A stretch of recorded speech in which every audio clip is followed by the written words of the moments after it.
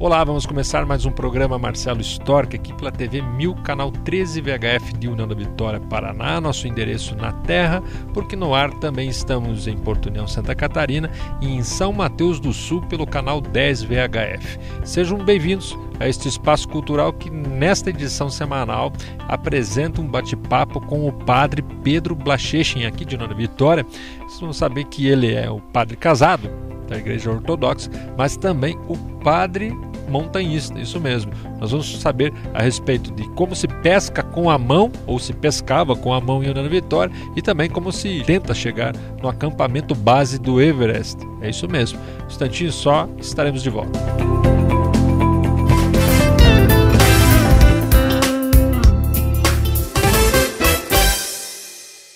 Pois bem, dando início ao nosso primeiro bloco aqui, no bate-papo com o padre Pedro Blachechin, aqui em Vila Rica, né? É uma vila que é rica pela sua constituição urbana, um lugar muito agradável. Aqui é a segunda vez que eu venho. A outra vez eu vim no Ares, que é uma associação aqui em União da Vitória, religiosa, e agora eu estou do lado aqui ucraniano da vila, em que os ares são tão bons quanto, né? E para falar com o padre Pedro Blachechin, que inicialmente nesse primeiro bloco, vocês sabem como é que é o formato do programa, vai falar um pouquinho da sua vida mesmo. Você é nascido aqui, como é que foi a infância, se você é natural de União da Vitória, como é que chega ao mundo o Pedro. Boa tarde, senhor Marcelo. Prazer. E boa tarde a todos os telespectadores da grande TV Millennium. Eu nasci aqui em União da Vitória, ali pertinho, no Rio Vermelho.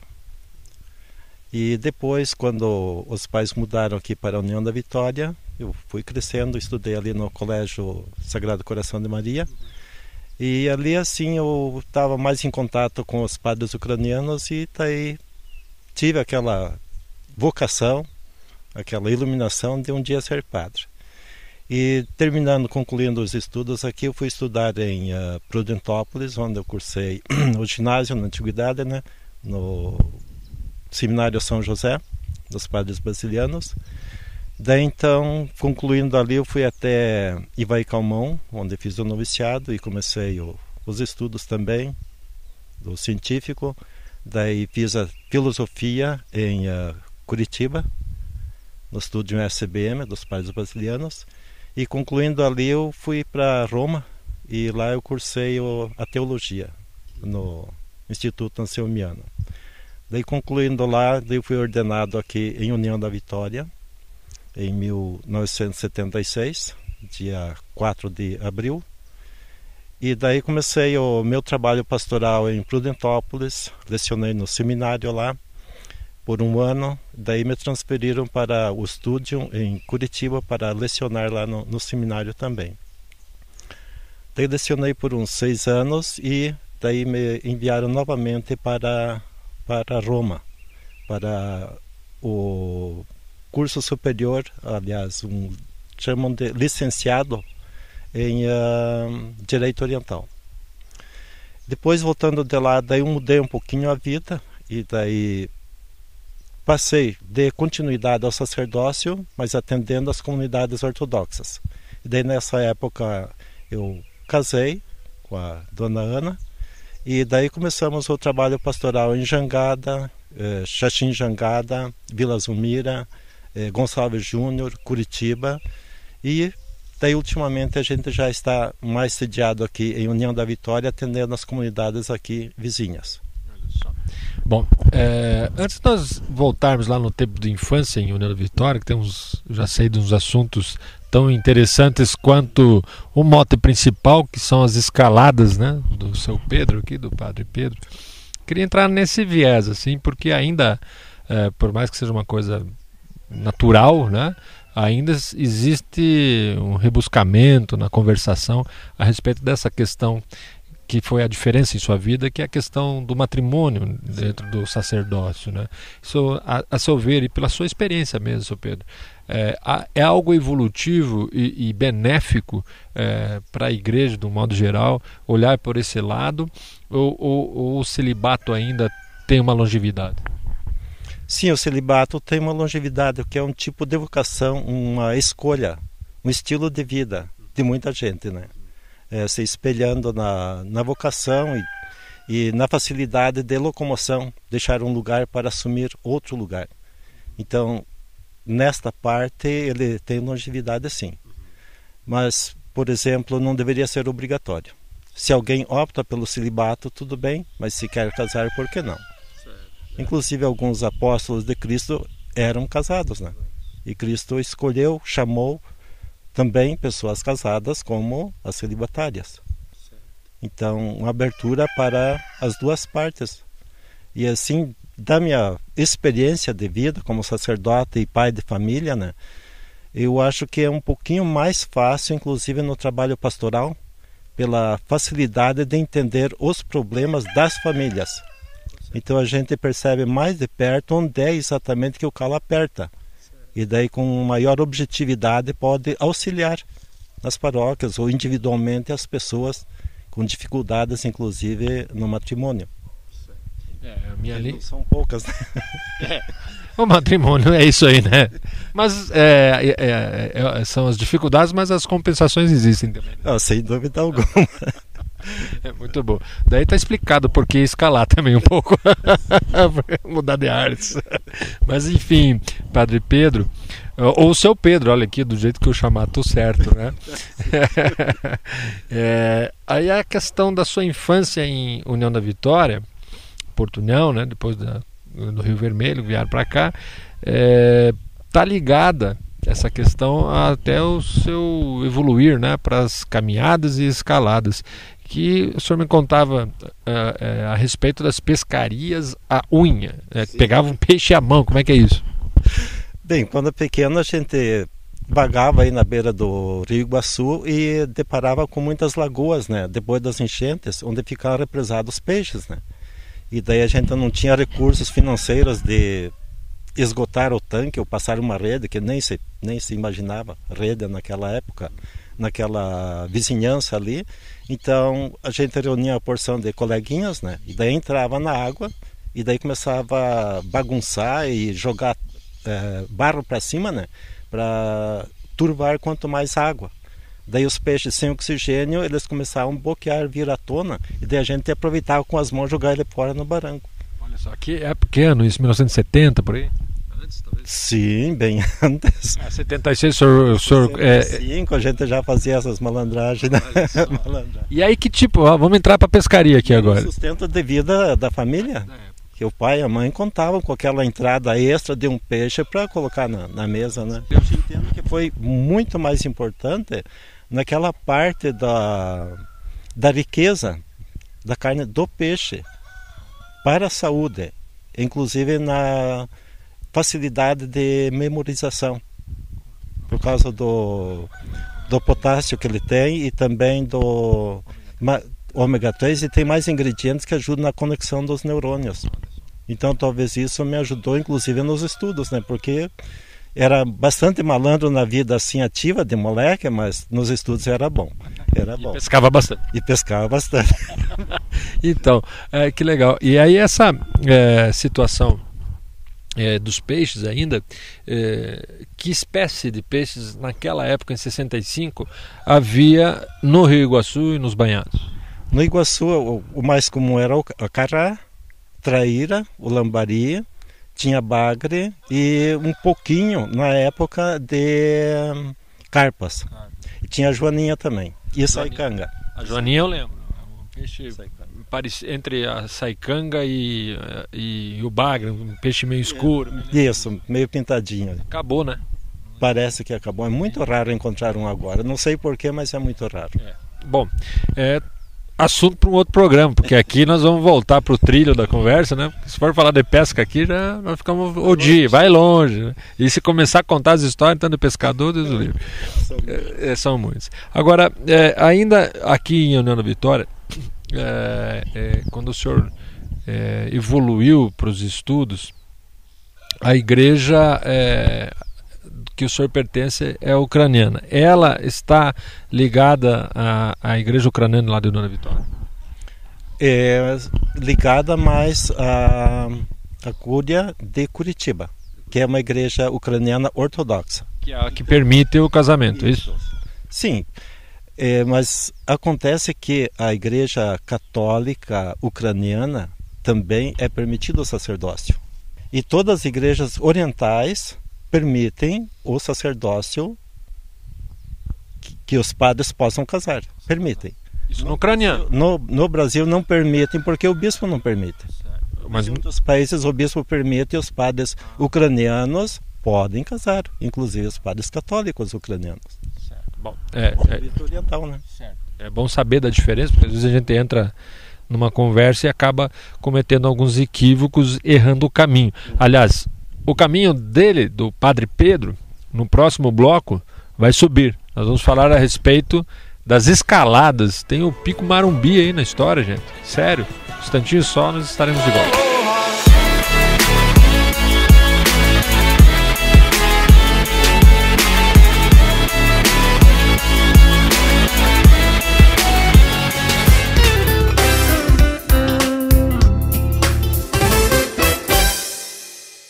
Pois bem, retomamos o bate-papo com o padre Pedro Blachechin, aqui em Vila Rica, União da Vitória, pertinho. Quem não conhece, dá no máximo aí uns 16 quilômetros do centro de União da Vitória. 10? Ó, já me corrigiu.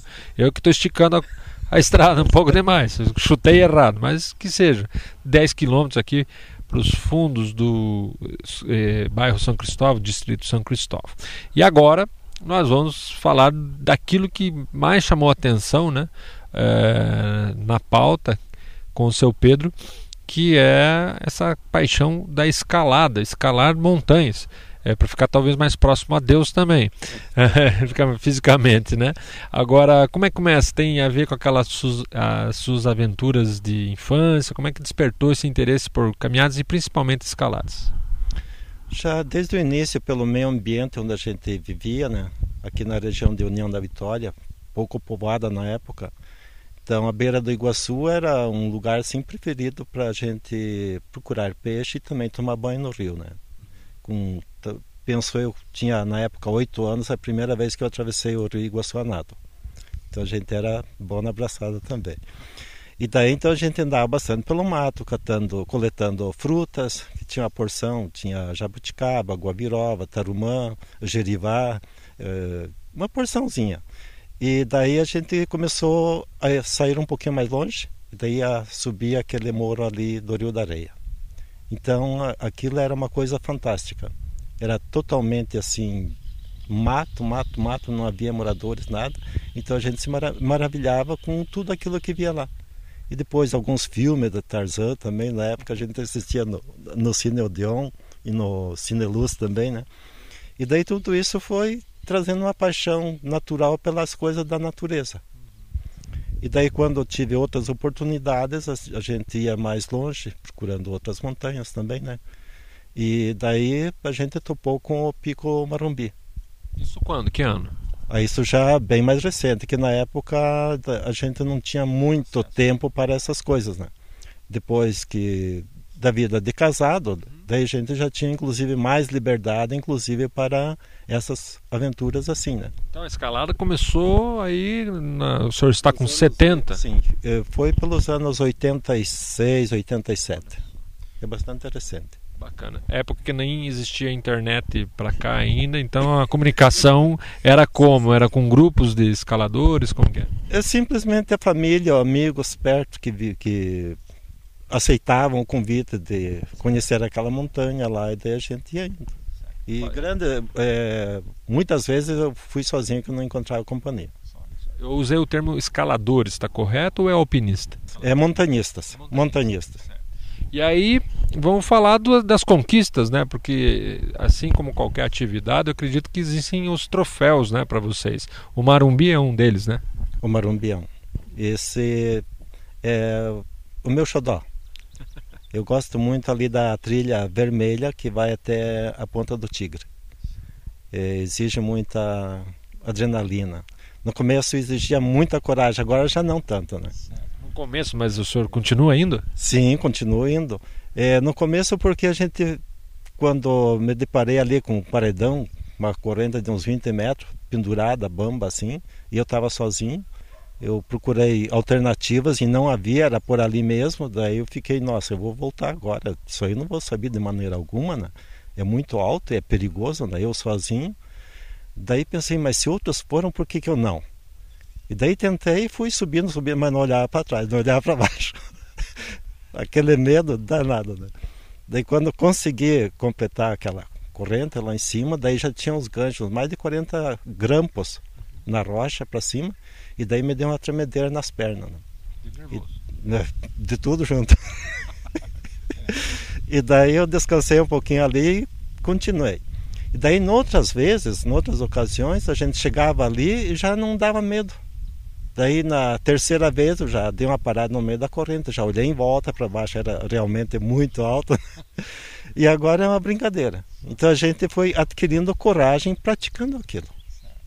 Só que existe um detalhe aqui, Sr. Marcelo, que a gente tem que se preparar antes, né? Tem que manter uma atividade física constante, ao menos que não seja 2 vezes por semana, ao menos uma. Mas nunca esquecer assim de exercitar todo o corpo, que isso é muito importante para adquirir a resistência. E o corpo daí corresponde. Com certeza. E é meio arriscado você chegar lá e dizer, eu subo. Se não se preparou, não sobe. E que outro pico na sua lista o senhor já cumpriu? Bem, o pico do Morumbi, todas as trilhas já, que lá são várias, tem a branca, a amarela, a azul, a vermelha, a verde, e depende do grau de preparação de cada uma. E daí o pico do Paraná também tem o grupo ali, junto ao pico do Paraná, que tem o Siririca, tem o Itapiroca, o Monte Verde, o Monte Branco, e o Tucum, e mais outros ali. E depois a gente foi assim com a família para Rio de Janeiro e conseguimos lá Agulhas Negras. Olha só. Agulhas Negras. Legal, mas tem um perfil aí de escalador mesmo, né, de montanhista mesmo. Nessa trajetória, além da família aqui em União da Vitória, o senhor identificou mais alguém que pratica o montanhismo, a escalada, e isso fortalece de algum modo as relações técnicas? Sim, sem dúvida alguma, que o companheirismo é muito importante. E nas trilhas assim a gente adquire confiança nas pessoas, porque a tua vida depende deles, assim como a deles depende da sua. É uma coisa muito, muito séria e muito profunda também. Isso é organizado? Vocês se encontram, conversam? A gente tentou organizar, mas cada um tem um compromisso em outro tempo e daí às vezes não coincide a época de se enturmar para ir. Bom, nós temos em comum algumas leituras, porque não que eu seja fisicamente um montanhista, mas por interesse no assunto, tanto é que eu estou aqui, eu tenho muito e leio e gosto, me imagino fazendo alpinismo, mas com a barriga que eu estou hoje também não passa na rocha. Mas assim, a gente já tem algumas leituras, como Sob o Ar Rarefeito, que conta aquela passagem recente no Everest. E aí eu te pergunto, isso surge para você, Pedro? Puxa, o Everest um dia, o Aconcagua um dia, e tem plano de realizar? Olha, o primeiro plano foi tentar o Aconcagua. E daí eu fui à procura de alguém que já fez, e encontrei um colega ali que trabalha na Ford. Ele tentou, mas não conseguiu por causa do mau tempo. Mas ele continua pensando no assunto. Assim eu também estou esperando a minha vez, mas sozinho é melhor não. A gente percebe o perigo grande, né, da realidade quando a pessoa vai sozinha escalar uma montanha. Às vezes pode estar preparada, mas existem os imprevistos. As quedas, uma porção de coisas assim que podem interferir assim que você corre o risco de não voltar mais. Então a gente pensa sempre em mais alguém. Então ali, como não está dando ainda no momento, eu já tive experiência assim de altitudes no Chile, na Bolívia. Então a gente percebe também a complicação da falta de oxigênio no ar. E isso dificulta um pouco. Mas como eu consegui ali a 5.000 e poucos metros de altitude, aqui no sul, na América do Sul, então eu pensei tentar o Everest. E daí procurei companhia, mas é difícil, é muito difícil. Eu convidei a esposa, ela taxativamente disse, olha, mas nem morta. Daí eu só disse, então você, já que aceita ficar por aqui, não quer ir comigo, então você cuida da casa, eu vou e depois eu volto e você vai para algum lugar. Daí combinamos assim.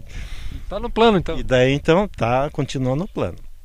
Só que essa vez que a gente tentou, então foi agora dia 13 de agosto desse mês. Olha, então esse ano mesmo. Fui para lá e daí a saída do avião de Katmandu para Lukla, onde começa a trilha para o campo base do Everest, mas não estão pensando em escalar o Everest, só chegar até o campo base, até os 5.450 metros. O primeiro. Sim, é o primeiro. Que lá para cima a história é totalmente outra. Exige muito preparo e também é um calço grande financeiro, né? Que pelo que eu li ali, pesquisei, somente a licença é $200 mil.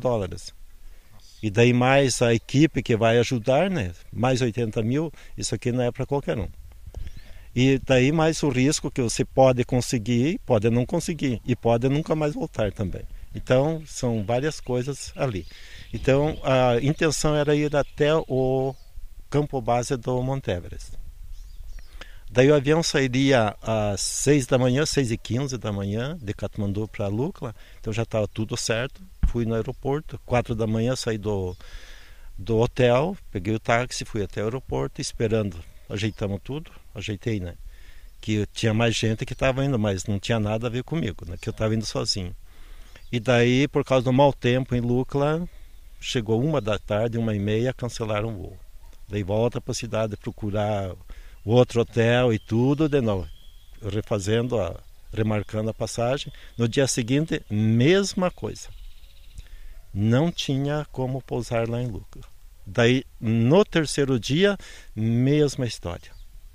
Daí, nesse meio tempo, a gente fez amizade com um chinês de 38 anos, tal de David Duff, de Hong Kong.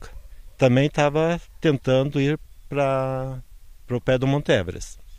E daí ele deu a ideia, porque o nosso tempo já estava esgotando, que eram 12 dias de caminhada e nós já estávamos só com 11. E daí ele falou, se não der hoje, daí vou tentar ir para pegar uma outra trilha para o Annapurna. Então ir para Pokhara, né, cidade onde começa outra trilha, né. E daí ele perguntou se eu poderia ir junto, se eu estava afim, que era a primeira vez que ele saía da China sozinho, né, então eu estava sem companhia também. Daí eu disse, mas é semelhante? Ele disse, sim, então vamos. E já mudamos o rumo, compramos a passagem, fomos para Pokhara, e daí já nos levaram até o começo da trilha, e daí 6 dias só para chegar até o campo base do Annapurna, que ele tem 8.091 metros de altitude, e o campo base é 4.130. Mas é uma boa dose. E dei mais 2 dias e meio para voltar. E aí fica essa história aí latejando, provocando para voltar para lá, quem sabe, e concluir. Não estou me dando por vencido ainda. Na intenção existe. Bom, seu Pedro continua lá. Não saiu do lado. Bom, seu Pedro, eu gostaria mesmo de agradecer pelos relatos aqui emprestados, né, que a gente conviveu aí por meio desse espaço cultural aqui da TV 1000 e eu quero ficar conectado com isso, né? Se eu não vou fazer uma escalada, nem que seja do Morro da Cruz aqui de nossas cidades com o senhor, mas dele, olha, é importantíssimo. Na preparação eu faço ali. A mochila nas costas, 17 quilos de... Bom, a gente põe uns descartáveis de água dentro do cobertor para fazer volume na mochila. E daí deixo o carro ali embaixo, e daí subo a pé até em cima, daí a escadaria lá, primeiro de 1 em 1, daí volto de 1 em 1, daí em linha reta pelo gramado, desço em linha reta, daí pela escada de 2 em 2 degraus, desço de 2 em 2, e daí em zigue-zague pelo gramado, e desço também em zigue-zague, para forçar a resistência dos tornozelos, né? E do joelho também. E daí mais uma vez pela escada de 3 em 3 degraus e desço. Tá? E daí desço até o carro e marco o tempo. Se deu 1 1h20, tudo aquilo, e no dia seguinte não me doer as pernas, pronto, eu posso enfrentar tranquilamente o Pico do Paraná, o Pico do Morumbi, que o meu corpo está preparado. Receitas do São Pedro, viu? Não, que... ali é espetáculo. Essa montanha é uma montanha sagrada para mim. É verdade, com todos os sentidos. Bom, e eu nesse sentido digo aqui, mais uma vez, que eu quero ficar conectado jornalisticamente. Sua próxima saída vai nos falar, vai nos contar. Eu coloco aqui um recado na TV, coloco no nosso portal A2 a sua história. Foi um prazer lhe conhecer, te parabenizar por esse, eu nem vou chamar de hobby, né? Por esse meio de vida, né? Que é exatamente conhecer aquelas maravilhas que Deus deixou à disposição para a gente aqui na Terra. Muito obrigado, sempre à disposição a câmera e o microfone do programa. Poxa, agradeço muitíssimo, valeu a pena. Foi complicado, eu descobri que eu consigo mais do que imaginava. Olha só, que legal. Parabéns. Que eu estava com medo por causa que a gente já tem o costume, até 3 dias aguenta, mas lá 8 dias e meio a fio, dia por dia, subindo, descendo montanha com mochila, com chuva e com os bichinhos que tem lá, os famosos, não sei se você já sabe que tem os famosos sanguessugas. Ah, sim. Dá em toda parte, nas árvores, no meio das pedras, no gramado, nas folhas, e atacam e fazem estrago.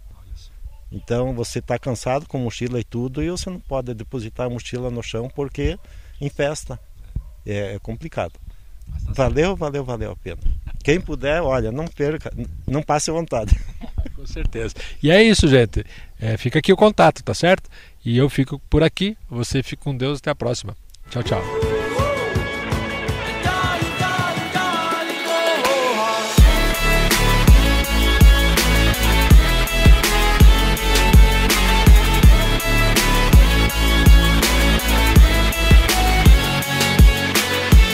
We got issues that we can't change quickly as we'd like to, as we need to. And I'm worried it will backspin, pulling out.